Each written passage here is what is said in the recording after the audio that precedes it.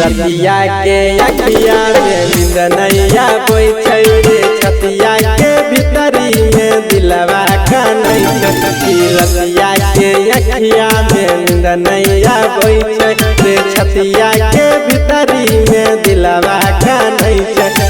ले जान हमारा ता पागल बना के हरदम चेहरा ओकर सताई के रे जाई छै कि रतिया के अखिया में नींद नैया बोई छै कि छतिया के भीतरी में दिलवा का नहीं छै।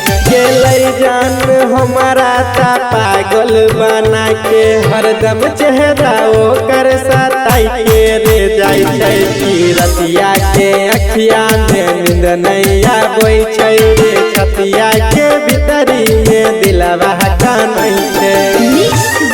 राहुल रसीला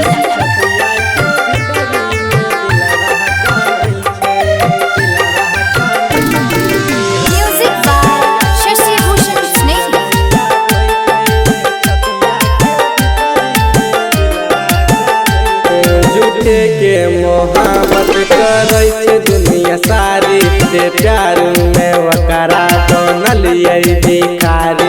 झूठे के मोहब्बत करे छै दुनिया सारी से प्यार में वकरा बनलिए भिखारी।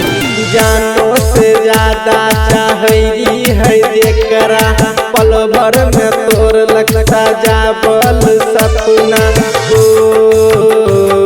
एक पल में हमारा चैन आबै छै रे छतिया के भीतरी में दिलवा का नहीं छै कि रतिया के अखिया में नींद नहीं आबै छै रे छतिया के भीतरी में दिलवा का नहीं छै।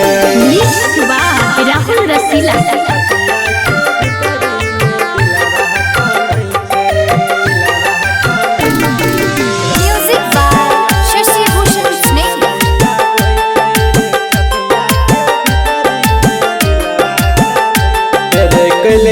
रे बाता तोरे रहबो साथ रे राइटर राजीव के तोड़ दिलक याद रे। कली रे बाता तोरे रहबो साथ रे राइटर राजीव के तोड़ दिलक याद रे। कहौ राहुल सोनू के करास करब बात रे जान जब चल गेल दोसरे के साथ रे। कुंदन बेदर्दी के आंसू बहै छै रे छतिया के भीतरी में दिलवा का नहीं छै कि रतिया के अखिया में नींद नहीं आबै छै रे छतिया के भीतरी में दिलवा का नहीं छै।